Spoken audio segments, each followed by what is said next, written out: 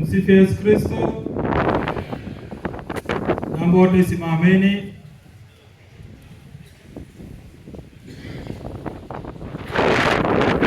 Nyinyi mnaniona? Kwa jina la Baba na la Mwana na Roho Mtakatifu. Baba yetu uliye mbinguni, jina lako litukuzwe, ufalme wako ufike, utakalo lifanyike duniani kama mbinguni. Utupe leo mkate wetu wa kila siku, utusamehe makosa yetu kama tunavyosamehe na sisi waliotukosea, usitutie katika shawishi, lakini utuokoe maovuni. Amina. Salamu Maria, umejaa neema, Bwana yu nawe, umebarikiwa kuliko wanawake wote, na Yesu mzao wa tumbo lako mbarikiwa. Maria mtakatifu, mama wa Mungu, utuombee sisi wakosefu, sasa na saa ya kufa kwetu. Amina. Tunaokimbilia kwa mzazi mtakatifu wa Mungu, usitunyime tukiomba katika shida zetu, utuokoe siku zote tukiwa hatarini. Ee Bikira mtukufu wenye baraka. Amina. Kwa jina la Baba na la Mwana na Roho Mtakatifu. Ndugu za wapendwa, tumsifu Yesu Kristo. Kwanza kabisa napenda kuwapongeza sana nyinyi nyote kwa kushiriki katika hija takatifu. Pia hongera sana kwa Padre Lazaro na kamati yake wote kwa kuandaa vizuri. Ndugu zangu, nyinyi makatekista, kama sisi sote tunafahamu, nyinyi ni wanajeshi wa Yesu Kristo. Nyinyi ni mashujaa wa imani na walinzi wa ukweli wa Kristo. Kwa hiyo ndugu zangu, sisi tunafikiri kuwashirikisha katika jambo muhimu ambapo tutaweza kushiriki pamoja na wenzetu kwa ajili kuokoa watu. Kabla ya mwezi moja na nusu, wanafunzi wetu moja wa shule yetu kule Ilulangulu, baada ya kumaliza masomo alikuwa anaelekea nyumbani kwake. Anasoma kama darasa la pili au darasa la tatu, ni msichana, lakini hakufika nyumbani, ametekwa na watu. Baada ya siku mbili tu tulimpata yeye pamoja na wanafunzi wengine wasichana wawili kwenye basi kule katika kituo cha basi Tabora ambayo inaelekea Dar es Salaam. Kwa bahati nzuri, kiongozi mmoja wa serikali alikuwepo ndani ya gari. Wakati tulipoona mtoto kupotea, tulisambaza taarifa hii pamoja na picha ya mtoto kwenye WhatsApp. Kwa hiyo baba alikuwa na picha hiyo. Kwa bahati nzuri alimkuta ule msichana pamoja na wasichana wengine wawili kwenye gari na aliwasaidia kutoka. Amerudi salama. Lakini hata sasa kama mimi sijui wengine wawili ni kutoka wapi. Waliosafirisha ni nani hatujui. Na kabla ya siku kadhaa, nyinyi mliona kwenye mtandao, kwenye YouTube, kuna wasichana wawili ambao walikuwa wamelazimishwa kufanya kazi katika nyumba fulani kule Arusha. Walipopata nafasi wametoroka kutoka kule, na watu waliokaa karibu na walikuwa paka mazingira walisaidia kurudisha kule Kigoma ambapo walikuwa wanaishi. Wao walikuwa wamelazimishwa kufanya kazi hata usiku wa manane katika banda la mbwa. Hata wamelazimishwa kutumia mikono yao kusafisha kule, kutoa uchafu. Tumsifu Yesu Kristo. Kabla ya siku kadhaa pia sisi tuliona kwenye video au kwenye taarifa habari, yani kule Dar es Salaam, kijana mmoja ameuawa. Inaonekana amechinjwa, lakini inasemeka kwamba amechinjwa kweli, ameuawa. Hata viungo vya ndani havionekani, na ametupa pale pembeni. Tumsifu Yesu Kristo. Kuna moja alimuuliza sister moja kupata cheti, ili anasema kwamba nikipata cheti fulani nitaweza kusafiri nje ya nchi, kwa sababu rafiki yangu anaishi kule, alinikaribisha kwa ajili ya kazi, aliniambia nitapata mshahara mkubwa nipate tu cheti. Tumsifu Yesu Kristo. Ndugu zangu, kabla ya miaka kadhaa niliwahi kuona kwenye WhatsApp video moja ambapo kuna kijana mmoja wa Afrika ameshikwa na watu wanne na watu wengine wanne hawaonekani, lakini kwenye video inaonyesha huyo kijana pekee, na mmoja alikuwa anampiga kichwani kutumia mbao ili afe nusu, ili waweze kutoa pigo na vitu kama mbalimbali. Tumsifu Yesu Kristo. Na kwetu India pia sehemu fulani walipoenda kwa raid, waliokuta nyumbani fulani, waliokuta vipande wa mikono, miguu, mwili wa watoto wadogo. Pale waligundua walikuwa na watoto kwa ajili ya kuuza viungo vya watu. Tumsifu Yesu Kristo.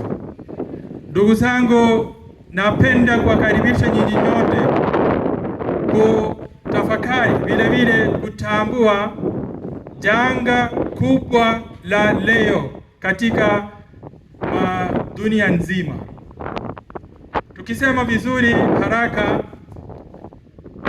usafirishaji haramu ya binadamu na biashara haramu ya binadamu ni biashara ya pili baada ya biashara ya dawa za kulevya duniani nzima.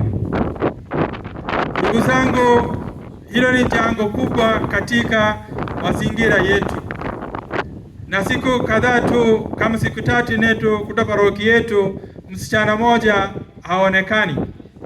Kabla ya kama mwezi moja tu, kijana moja kutoka shule yetu karibu hapa Tabora, pia haonekani, mpaka sasa hapatikani.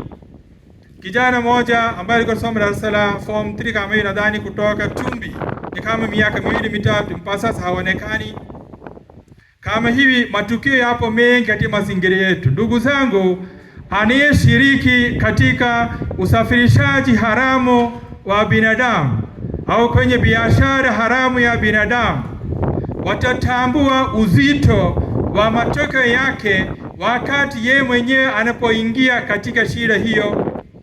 Siku moja mtoto wake, mjukuu wake, binti yake au mke wake au kijana wake anapopotea uhai wake, anapotekwa na watu wanauza, au wanapopata shida kama hivi ya kuwawa kwa ajili kuuza viungo vya mwili tu, watatambua walikuwa wanafanya makosa aina gani. Mpaka muda ule hata diwani, hata kiongozi serikali, hata polisi, hata mwalimu au yeyote atashiriki katika biashara aina hii, mpaka atambue, apotee mtu kutoka familia yake. Bila hii hatambui. Tumsifu Yesu Kristo.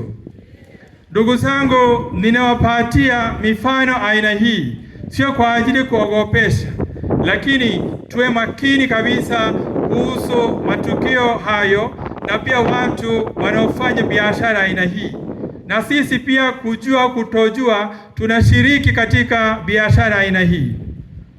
Kwa mfano, labda mtu labda rafiki yetu au mwana familia wetu anaishi Dar es Salaam, kwa mfano, anakuja hapa Tabora, anaenda kijijini ambapo ndugu zake wapo. Anapofika pale anakuta vijana wengi pale nyumba moja na watoto 6-10, wote hawana kazi, wanaendelea kuchunga ng'ombe, wengine wanalima, wengine hawana kazi yoyote. Sasa kwa kuona huruma, anawaambia baba kwamba kuna boss mmoja pale Dar es Salaam anatafuta vijana kwa ajili ya kazi. Kwa hiyo pia anapata mshahara mzuri. Kwa hiyo inawezekana kwa huruma tu anaomba baba anaruhusu mtoto aende, na yule binti aende, si ndio? Anapata mshahara mzuri. Matokeo yake nini? Bila kuchunguza zaidi, bila kuangalia matokeo yatakuwa nini, atakapoenda atakuwa na hali gani, hatambui. Bila hiyo anamruhusu aende, ingawa yule kijana au msichana hataki kwenda kusafiri mbali, unamlazimisha kwa sababu unapokea mshahara mzuri.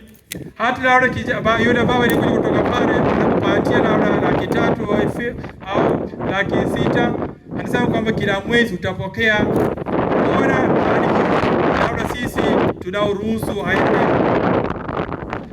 Labda nyinyi wenyewe mna uzoefu kusema kwamba labda watu wenu wenyewe, vijana wenu, wanafamilia wenu, wakina baba, wakina mama au wasichana au watoto walipotea hivyo. Unasema, unafikiri kwamba ameenda kwa kazi, alienda kutafuta maisha.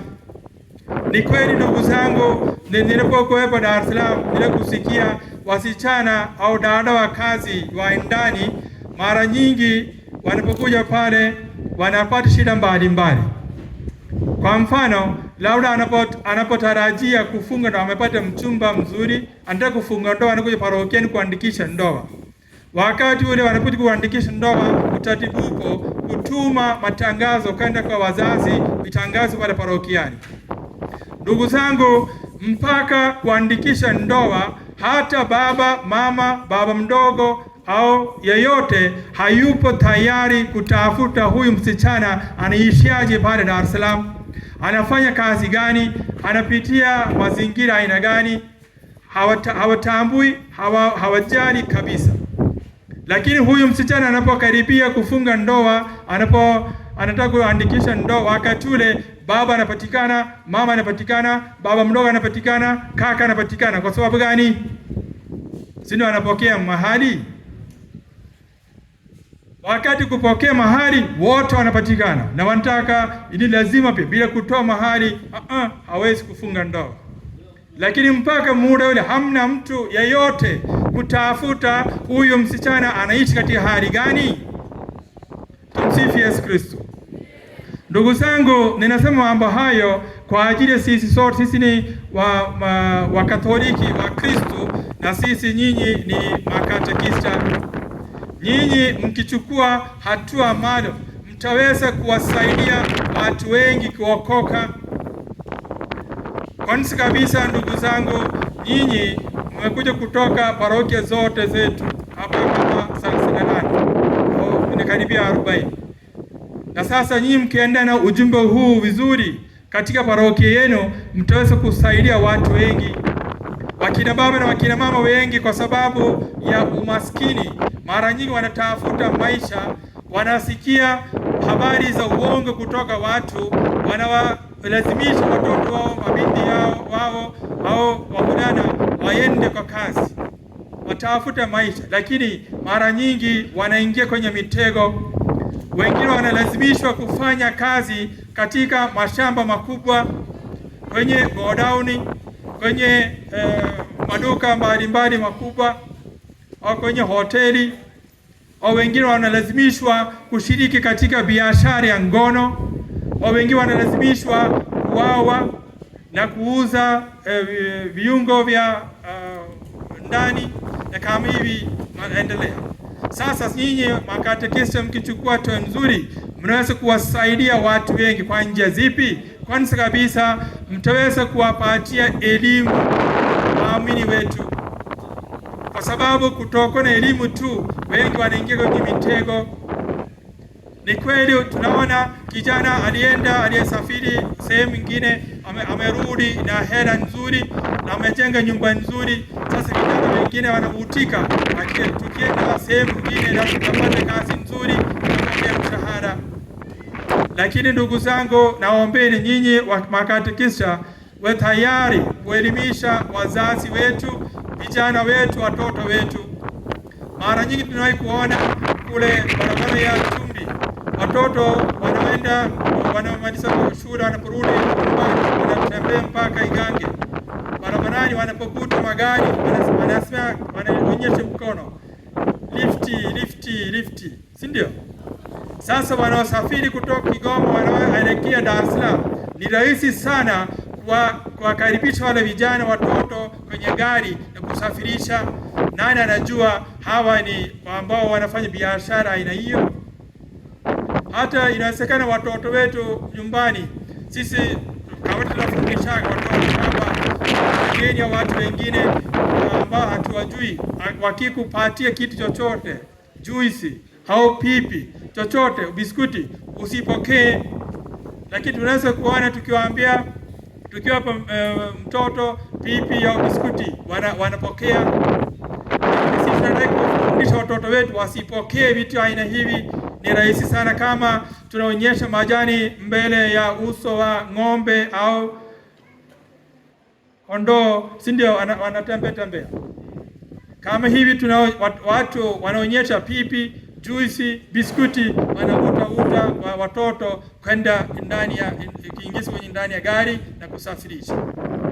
Kwa hiyo sisi kama makatekista, wajumbe wazuri, mtaweza kuwasaidia watu wengi.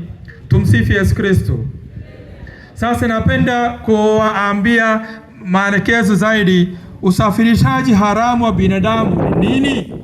Ni tendo la kuwasafirisha, kuwauza, kuwadanganya au kuwatumia watu kwa nguvu, vitisho, ahadi za uongo kwa ajili ya unyonyaji. Masikia? Usafirishaji haramu wa binadamu ni nini? Ni tendo la kuwasafirisha, kuwauza, kuwadanganya au kuwatumia watu kwa nguvu, vitisho, ahadi za uongo kwa ajili ya unyonyaji. Tumsifu Yesu Kristo. Ndugu zangu, tukiangalia Agano la Kale, nani amesafirishwa kama hivi?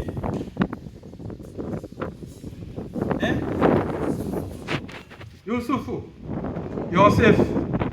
Sawa, sio Yosefu. Amesafirishwa, ameuzwa na nani? Ndugu zake. Kwa hiyo tunaweza kuangalia wa kwanza kabisa kwenye Biblia ambaye amesafirishwa, ameuzwa au amefanya biashara haramu ya usafirishaji haramu wa binadamu. Tunachukua mfano kabisa ya Yosefu. Na tukiangalia watakatifu, mtakatifu Yosefina Bakita ambaye alikuwa kule wapi? Sudan. Ametekwa na ameuzwa. Kwa bahati nzuri alikuwa pamoja na watu wazuri, kwa hiyo hata aliweza kuwa mtakatifu. Lakini kwenye historia yake tunaweza kuona alikuwa anapitia mateso mbalimbali ambayo alipita wakati wa utumwa wake. Ndugu zangu, katika mazingira yetu tunaweza kuona watu ambao waliathirika na janga aina hilo. Kwa mfano, labda msichana ameendea kijana sehemu kusikia habari ya uongo, labda amesafiri na aligundua kwamba amelazimishwa kwa ajili ya mambo mbalimbali ambayo sio haipendezi, aliamua kurudi. Sasa anaporudi, labda inawezekana wazazi wake, ndugu zake, majirani hawataki kumpokea. Na sisi makatekista tusiwe pamoja nao kutoa pokea watu aina hawa, kwa sababu wanahitaji huduma, wanahitaji uponyaji. Na sisi kama makatekista, watu au wajumbe wa matumaini, tutaweza kuwasaidia watu walioathirika au wahanga. Tuwe tayari kuwa pamoja nao na kuwasikiliza, kuwafariji, kuwapa matumaini. Mara nyingi wanaoingia katika hatari hiyo, janga hilo, wanashindwa kutoka aina hiyo. Maana yake alilazimishwa kufanya kazi katika shamba kubwa, wanapigwa sana pale, hawapati chakula, hata wanakula na mara moja lao siku, na masaa zaidi ya 12, 13, 20 wanalazimishwa kufanya kazi. Sasa wanapata nguvu wapi kutoka shida hiyo? Kama wamepata nguvu wazazi na ndugu, wanafamilia hawapo tayari pia. Sasa hii ni hatari kubwa kwa wao. Tumsifu Yesu Kristo. Ndugu zangu, sisi tuwasaidie vijana wetu, wavulana wetu, watoto wetu, hata wazazi kuwa na elimu juu ya usafirishaji haramu wa binadamu, biashara haramu ya binadamu. Kutojua na kujua, sisi tusishiriki katika biashara aina hiyo. Ndugu zangu, inawezekana watu hapa ambao walikuwa wanafaidika na biashara aina hii, ni kweli, lakini faida aina hiyo unapokea italeta hasara kwa nyinyi na pia kwa vizazi, kwa sababu haturuhusi kutumia watu wa binadamu kama bidhaa. Haturuhusi kuwatumia watu kama ng'ombe na mbuzi, kwa sababu hii ni dhambi kubwa mbele ya Mungu. Tumsifu Yesu Kristo.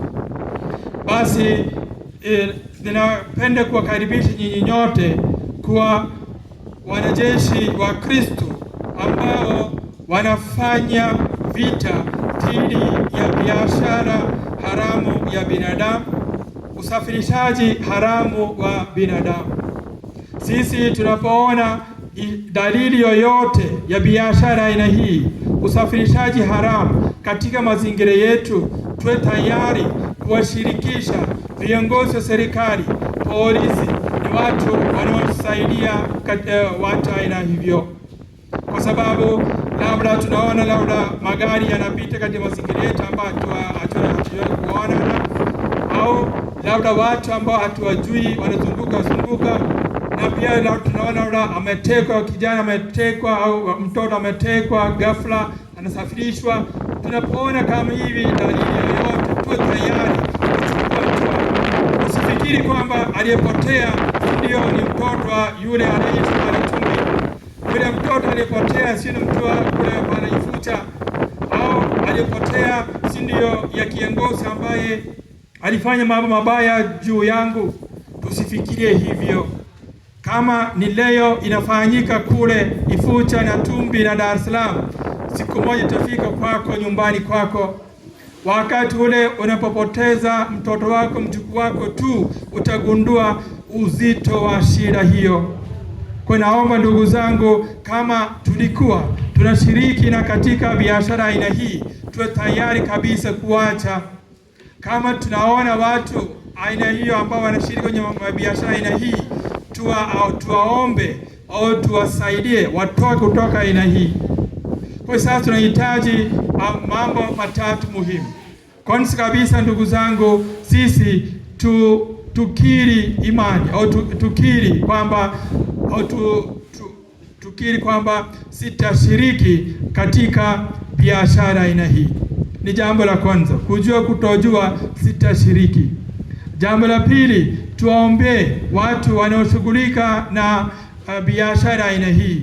Mungu awasamehe na Mungu awapatie mwanga mzuri ili waweze kutoka aina hiyo ya biashara.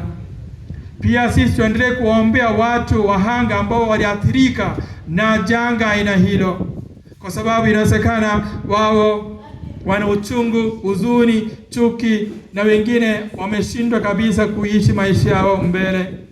Basi tuwaombee Mungu awasaidie, Mungu awapatie faraja na kitulizo, na Mungu awapatie furaha katika maisha yao. Tumsifu Yesu Kristo. Basi napenda kuwakaribisha kwa ajili ya kuchukua ahadi ya kutoshiriki katika biashara aina hii. Naomba wote simameni. Tusali Baba yetu na Salamu Maria na tukuze kwa ajili ya kuonyesha nia yetu wa kusali kwa ajili ya watu ambao wanashughulika na hiyo, ambao waliathirika, na kwa sisi wenyewe. Baba yetu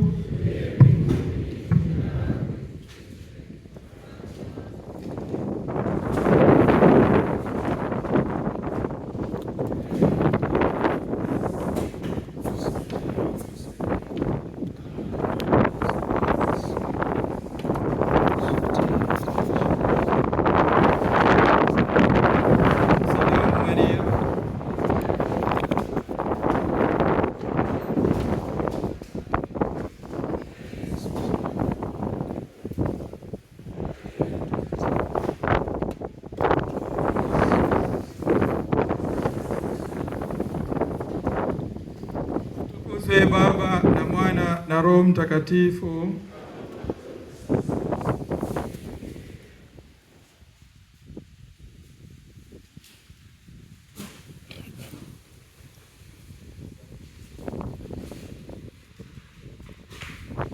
Basi nawakaribisheni wote, tuweke mkono kama hivi.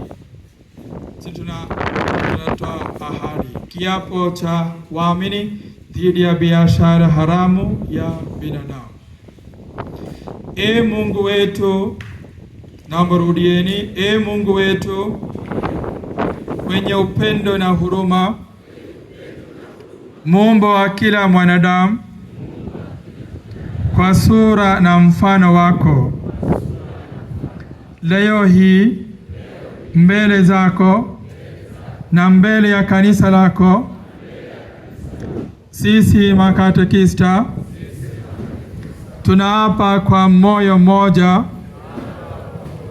kwamba tutalinda utu, heshima na maisha ya kila mwanadamu. Hatutashiriki wala kusaidia kwa namna yoyote biashara haramu ya binadamu. Tutakuwa sauti ya waliodhulumiwa, watoto, wanawake na watu wote walio katika hatari. Tutatoa elimu na kuhamasisha jamii kuhusu madhara ya usafirishaji haramu wa binadamu. Tutashirikiana na kanisa, familia na jamii katika kuzuia uovu huu. Tutakuwa macho dhidi ya ahadi za uongo, ajira za udanganyifu na vitendo vinavyoweka maisha ya watu hatarini. Tutalea vijana wetu katika maadili mema, imani na uwajibikaji wa kijamii. Tutajenga jamii yenye upendo, haki, amani na mshikamano. Bwana Yesu Kristo, uliyejitoa kwa ajili ya ukombozi wa wanadamu wote, tupe nguvu ya kusimama katika kweli na haki. Roho Mtakatifu atuongoze kuwa walinzi wa utu na maisha ya watu wote. Tunatoa kiapo hiki kwa jina la Baba na la Mwana na la Roho Mtakatifu. Amina. Mtakatifu Josephine Bakita, tuombe. Kwa jina la Baba na la Mwana na Roho Mtakatifu. Asanteni sana.